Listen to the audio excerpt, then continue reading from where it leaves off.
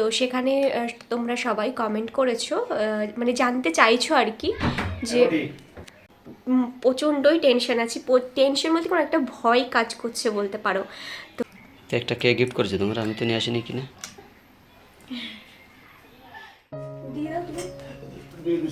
Hello everyone, কেমন আছো সকলে? আশা করছি তোমরা সকলেই ভালো আছো, আমিও ভালো আছি। সোনা দাদি চ্যানেলে নতুন আরেকটা ব্লগে তোমাদের ওয়েলকাম জানাই। তো একটু আগে ঘুম থেকে উঠেছি, উঠে চা খেলাম। চাটা তোমরা অনেকেই আমাকে বারণ করেছো খেতে, ডক্টরেও বারণ করেছে। এবার কি হয় বলো তো, চাটা এই প্রেগনেন্সিতে না এসে আমি এত মানে ভালো লাগে। চা তো আমি এমনিতেও খাই না খুব একটা, তো সকালবেলায় না খেলে না ঠিক একটা জমে না। তো ওই কারণে চাটা আমি খাই, হ্যাঁ সকালবেলাতেই খেয়ে দেখি, আদার্স আমি কোনো টাইমে আর চাটা খাই না। তো এই হচ্ছে ব্যাপার। তো হচ্ছে কি এই বিছানাটা এখন গোছাবো, আর তোমার দাদাভাই যাবে একটু বাজারে একটু। আসলে আমার না ভীষণ খাসির মাংস খেতে ইচ্ছা করছে কয়েকদিন থেকে, অনেকদিনই হয়ে গেছে। সেই বাপের বাড়িতে এর থেকে এসে তারপরে আর খাওয়া হয়নি সেরকম ভাবে। আর তারপরে খাসির মাংসের যে আমার বাপরে, যাই হোক। তো বাবার সেটা শুনেছে আমার মানে খাসির মাংস খেতে খুব ইচ্ছা করছে, তাই বাবা ওখান থেকে টাকা পাঠিয়ে দিয়েছে মামনির কাছে। তো বাবা বললো যে মাংস নিয়ে এসো আর একটা থামস আপ নিয়ে এসো। মামনি যেহেতু থামস আপ খেতে খুব ভালোবাসে সেই কারণে, তো ওটাই আজকে হবে। তো ফুল ব্লগটা দেখতে থাকো, আশা করছি তোমাদের ভালো লাগবে। তার আগে চলো বিছানাটা গুছিয়ে নিই, তো দেখতে থাকো ব্লগটা। তো টাটা।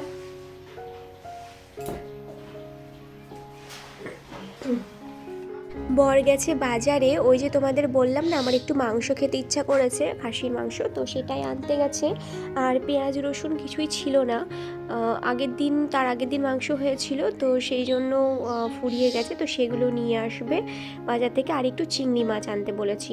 ও বলছিল পটল নিয়ে এসেছে আগের দিন হাট থেকে, তো বলছিল পটল চিংড়ি খাবে। তাই বললাম যে আজকে আর পটল চিংড়ি করতে হবে না, ওই দিদা বললো কচু আছে, কচু দিয়ে চিংড়ি মাছ করবে। আর হচ্ছে শাক, মূলো শাক আছে, তো ওই মূলো শাক দিয়ে ব্যাস এই তিনটেই রান্না হবে। আর জন্য বারণ করলাম যে আজ আর চিংড়ি মাছ দিয়ে পটল চিংড়ি করবো না, কালকে খেও, মানে আগামীকাল। তো তার আগে আমি দিদা বিছানাটা গুছিয়ে নিচ্ছি, যেটা আমার সর্বপ্রথম কাজ থাকে সকালবেলায় ঘুম থেকে উঠেই। বিছানা অগোছালো থাকলে আমার কোনো কিছুতেই মন বসে না। যতই বিছানা মানে রেখে দিয়ে ভাবি যে পরে তুলবো, তো কাজটা কতক্ষণে সেরে ভাবি আগেই বিছানাটা তুলবো, মানে মনের মধ্যে একটা অশান্তি কাজ করে এরকম মনে হয়। কার কার এমন হয় গো? আমার তো খুব পরিমাণে এরকমটা হয়। যাই হোক, এখন ঠান্ডাটা একটু কমেছে, এখন ভালো আছি। তোমরা অনেকে আমাকে কমেন্ট করছিলে দিদি কেমন আছো না আছো। এখন অনেকটাই সুস্থ আছি গো, মানে আগের থেকে অনেকটাই বেটার আছি বলতে পারো। তো কাশিটাও কমেছে অনেকটা, আবার সর্দিটাও গতকাল থেকে দেখছি খুব একটা বেশি নেই বললেই চলে। আর আমি একটু চিন্তাতেও আছি ভীষণ পরিমাণে। কী নিয়ে চিন্তা সেটাও তোমাদের বলে দেবো, ফুল ব্লগটা দেখো, লাস্ট টাইমে সমস্তটা তোমাদের সাথে শেয়ার করব। তো ভীষণভাবেই একটা চিন্তায় আছি, জানি না কি হবে না হবে। আশা করি সব যেন ভালোই ভালোই হয়ে যায়। তোমরা একটু ঠাকুরের কাছে প্রে করো প্লিজ, যে সব কিছু যেন ঠিকঠাক থাকে।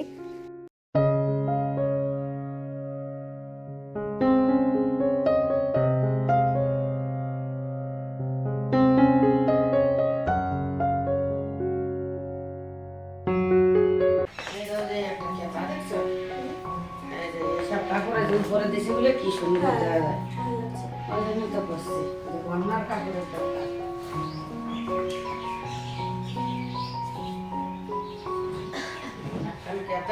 যুক্তি 100 টাকা, সিলাই করতে 350 টাকা।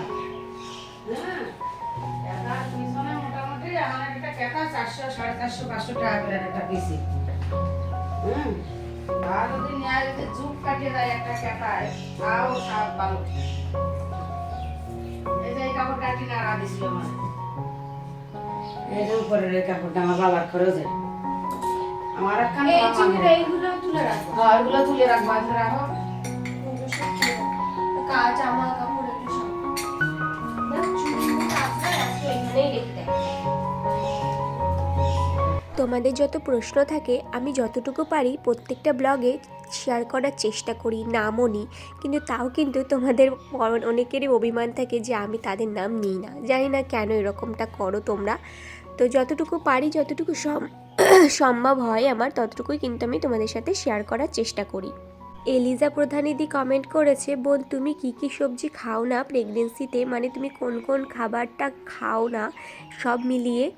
কনসিভ করার পর আমি সেই সমস্ত খাবারগুলো আমি খাই যেগুলো আমার একদমই পছন্দ ছিল না, শুধুমাত্র আমার বেবির কথা ভেবে আমাকে খেতে হয়। তেতো যেমন আমার সব থেকে অপছন্দ জিনিস ছিল, কিন্তু ডক্টরে আমাকে তেতো থেকে শুরু করে পটল যা যা আছে বেগুন সমস্ত কিছু খেতে বলেছে অল্প অল্প করে। তো যেগুলো আমার একদমই অপছন্দ ছিল, তো এখন আমার বেশ ভালো লাগে খেতে, খেয়ে খেয়ে অভ্যাস হয়ে গেছে, সেহেতু আমি খেয়ে থাকি। আর বেবির কথা ভেবে আমি এগুলো কিন্তু সত্যিই খাই, যাতে আমার বেবিও হেলদি থাকে, যেগুলো যাতে ওর কোনো সমস্যা না হয় যখন ও আসবে পৃথিবীতে, তখন যাতে ওর কোনো রোগ ব্যাধি না থাকে, তো সেই সমস্ত কথা ভেবে আমি কিন্তু খেয়ে থাকি। তো এই যে আমাদের মাংসটা কিন্তু বসে গেছে। না না ভাবছো হয়তো আমি মাংসটা রান্না করছি, না গো একদমই না, মামুনি করছে। আমি এই যে একটু কষাতে বসেছিলাম, ব্যাস, এছাড়া আর কিছু না। কয় 2-3টে নিতাম তো 15 টাকা পিস, কয়টা নেওয়া যায়? কদিনে কত দাম করবি তুই? 10 টাকা করে নিয়ে। ও 10 টাকা করে শিখতে তুই, আমি এই বুড়ি তারা নিয়ে দেখতে জিরাট দাও কত তারা ওই যে এইদিকে ওই রকম গো, ওরা বাইরে সবই করে প্রত্যেক। এইমাত্র স্নান টান করলাম, স্নান টান সেরে পুজো টুজো দিয়ে বা কিছু কথা বলবো, সেই জন্য আর কি ভিডিওটা শুরু করলাম, তোমাদের সাথে শেয়ার করব, দিয়ে এডিট করে এখনই পোস্টে বসাবো একটু পরে। তো ভাবলাম ভিডিওটা আগে করে নিই। তো একটু টেনশানে আছি, কি কারণে টেনশানে আছি না আছি সমস্তটা তোমাদের সাথে শেয়ার করব, পুরোটা দেখতে থাকো তাহলে বুঝতে পারবে। তার আগে আমাকে কিছু কমেন্টস এসেছে আমার কাছে গতকালের ভিডিওতে, তো সেগুলোই আর কি একটু তোমাদের সাথে শেয়ার করব। সেটা হচ্ছে কালকের একটা ভিডিওতে দেখিয়েছিলাম পায়েস বানানো ব্যাপারটা, যে তো সেখানে মানে পায়েস বানাচ্ছি এরকম একটা ব্যাপার, তো সেখানে তোমরা সবাই কমেন্ট করেছো, মানে জানতে চাইছো আর কি যে, তো সেখানে তোমরা অনেকেই কমেন্ট করেছো, মানে জানতে চাইছো আর কি যে দিদিভাই এই সময় মানে পায়েস খেতে নেই, মানে এই সময় বলতে না, স্বাদের আগে নাকি পায়েস খেতে নেই। তো ওই যে ব্যাপারটা, ওটা আমি সত্যিই জানতাম না। হ্যাঁ, ওই ব্যাপারটা হচ্ছে স্বাদের আগে পায়েস খেতে নেই, এই ব্যাপারটা আমি সত্যিই জানতাম না। পরে যখন ভিডিও পোস্ট করি, তোমাদের যখন কমেন্ট আসে, প্রত্যেকটা কমেন্টই কিন্তু এর ওপরেই ছিল যে দিদি স্বাদের আগে পায়েস খেতে নেই, তুমি এখন খেও না। তো আমাদের তো এরকম মানে নিয়ম আছে, এবার তোমাদের কীরকম আমি জানি না। তো অনেকে এরকম ধরনের কমেন্ট করছে, ভালোভাবেই কমেন্টটা করেছে। তো আমি পরে মাকে তোমাদের ভিডিও দেখে, মানে তোমাদের কমেন্ট দেখে মাকে জিজ্ঞাসা করি, ফোন করি, তো মা আবার আমার দিদাকে ফোন করে জিজ্ঞাসা করেন, মানে উনি তো আগেকার যুগের মানুষ ধরুন, তো উনি একটু বেশি জানেন। তো আমার যে কোনো কিছুই মানে জানার থাকে তখন মাকে ফোন করি, মা দিদাকে ফোন করি, দিদারাই জানিয়ে দেয়। তো তো দিদা মাকে বলেছে যে না এখন স্বাদের আগে হ্যাঁ খেতে নেই, তো এখন খেতে বারণ করিস। তো যেহেতু ভুল করে খেয়ে ফেলেছি, তো মা বললো যে আর খাবি না, এখন খেয়ে ফেলেছিস কিছু করার নেই, যেটুকু খেয়েছিস থাক, আর খেতে হবে না। তো তারপরে আমি আর খাইনি। তো অনেক ধন্যবাদ তোমাদের, সত্যি বলতে গেলে এই জিনিসটা না আমরা জানতাম না, আমি জানতাম না, মারা জানতো যে জিনিসটা, আমার মাও জানতো না, দিদা জানতো আর কি। তো যাই হোক, থ্যাংক ইউ সো মাচ এটা জানানোর জন্য। আচ্ছা, তারপরে আর একটা বোন কমেন্ট করেছে, রানী জানা, ও লিখেছে দিদি তুমি ডাল আর সোয়াবিন একসাথে রান্না করে খাবে, প্রোটিন আছে, এটা আমাকে ডক্টর এটা সাজেস্ট করেছে। হ্যাঁ ঠিক আছে। আর সত্যি বলতে কি জানো তো, আমি ডালের সাথে জানি না কেমন লাগে খেতে, ডিম সোয়াবিনটা খেয়ে দেখেছি, মারাত্মক লাগে আমার। আর ডালের সাথে একদিন বানিয়ে নিশ্চয়ই খাবো, খেয়ে দেখবো, নিশ্চয়ই তোমাকে জানাবো। আচ্ছা, এবার চলো নেক্সট যেটা নিয়ে টেনশনে আছি সেটা বলি, যে কী কারণে টেনশনে আছি। প্রচণ্ডই টেনশন আছি, টেনশন মধ্যে কোনো একটা ভয় কাজ করছে বলতে পারো।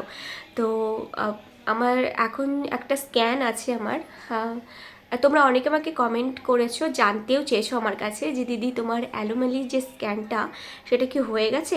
তো না, ওটা আমার হয়নি। তো ওটা রবিবারের দিন মানে ডেট দিয়েছে, রবিবারের দিন যাব মনোরমাতে, হচ্ছে কি ওটা 1 সপ্তাহ আগে গিয়ে নাকি নাম লিখিয়ে আসতে হয়। তো তোমার দাদাভাই গেছিলো, তো ডক্টরে বলেছে মানে যেখানে রিসেপশানে বলেছে আর কি যে রবিবারের দিনকে আসতে 9টার ভেতরে ওখানে পৌঁছে যেতে বলেছে। তো ওটার জন্য ভীষণ ভয়ে আছি, কারণ ওটাই নাকি সব থেকে একটা ভাইটাল একটা স্ক্যান, ওটাতে সমস্ত কিছু বোঝা যায় যে বাচ্চা কেমন আছে না আছে, মানে পুরো একদম নিখুঁতভাবে মানে সবটা স্ক্যান করে আর কি। তো ওইটার জন্য ভীষণ টেনশানে আছি, জানি না কীরকম আসবে না আসবে। তোমরা একটু প্রে করো আমার জন্য। আমার মনে হয় আমি তো কাউরির কোনো ক্ষতি করিনি, আমার মনে হয় না, আমার মানে জ্ঞান থাকতে আমি কোনোদিন কাউরির কোনো ক্ষতি করিনি, তো আমার মনে হয় না ভগবান আমার ক্ষেত্রে এরকমটা কিছু করবে। কিন্তু কি জানো তো, কখনো কখনো গিয়ে মানে আমার সাথে আমি দেখেছি যতই মানুষের সাথে আমি ভালো কিছু করি না কেন, পরে গিয়ে আমার সাথেই দেখি খারাপটা হয়ে যায়। কেন বুঝি না, কিসের জন্য, কোন কারণে ভগবান আমার সাথে এরকম করে। মানে কোনো কিছুই মানে প্রথম দিকে আমার সাথে ভালো হয় না, লাস্টে গিয়ে সেই কাজটা হয়, কিন্তু ভালো হয় লাস্টে গিয়ে। প্রথম দিকে আমার সাথে এই জিনিসটা ঘটে না, কেন বুঝে পাই না। তো ওই জন্য ভীষণ টেনশানে আছে। আর আমি এমন একটা খুঁতখুঁতে মেয়ে না, যে একটুখানি খুঁত পেলেও না ভীষণ টেনশন করি, মানে মারাত্মকভাবে টেনশন করি আসলে। তো যে কারণে মানে কি বলবো, মানে ডক্টরেও বারণ করেছে, আর এখন তো টেনশন নিতে বেশি বারণ করেছে ডক্টরে। কিন্তু কি বলো তো, ওই যে একটা হয় না, দেখো নিজের শরীর সেটা একটা আলাদা ব্যাপার, নিজের শরীরে যদি কিছু হয় সেটা মেনে নেওয়া যায়, কিন্তু আমি চাই না আমার শরীরে যে আছে, মানে যে বাচ্চাটাকে আমি ক্যারি করছি তার যেন কিছু না হয়। আমি শুধু ঠাকুরের কাছে এটাই প্রে করি, ঠাকুর আমার যদিও বা কোনো কিছু ক্ষতি করার থাকে তুমি আমাকে একান্তই আমাকে করো, কিন্তু আমার বাচ্চার কোনো ক্ষতি করো না। ব্যাস এটুকুই আমার মহাদেবের কাছে মানে প্রার্থনা বা চাওয়া যাই বলো। তো তোমরা সবাই একটু প্রে করো। আমি জানি মানুষের প্রে খুব কাজে দেয়, আর তোমরা আমার জন্য অনেক অনেক প্রে করেছো। আমি জানি অনেকেই করো, যারা আমাকে ভালোবাসো তারা প্লিজ আমার জন্য একটু প্রে করো, যাতে সব কিছু ভালো হয়। আর খুব টেনশানে আছি জানো তো, কিছু ভালো লাগছে না। মানে যবে থেকে এই অ্যানোমালি স্ক্যানের কথাটা শুনেছি যে সব কিছু নিখুঁতভাবে মানে স্ক্যান করে, তো তখন থেকেই মাথার মধ্যে একটা অন্যরকম একটা মানে হয় না, একটা চিন্তা ঘোরাফেরা করে। তো সেরকম একটা চিন্তা আর কি ঘোরাফেরা করছে। তো জানি না কী হবে। আমি সবসময় মাকে ডাকি, মা কালীকে ডাকি, আর বড় মাকে তো সবসময় ডাকি আমি, এটা তো বলতে নেই, এটা আমি সবসময়তে ডাকি বড় মাকে। তো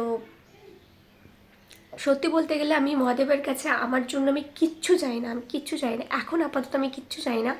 আমি শুধু চাই আমার আমার ভেতরে যে আছে সে যেন সবসময় সুস্থ থাকে, ভালো থাকে, ব্যাস এটুকুই চাওয়া আমার কাছে, আর কিচ্ছু চাই না।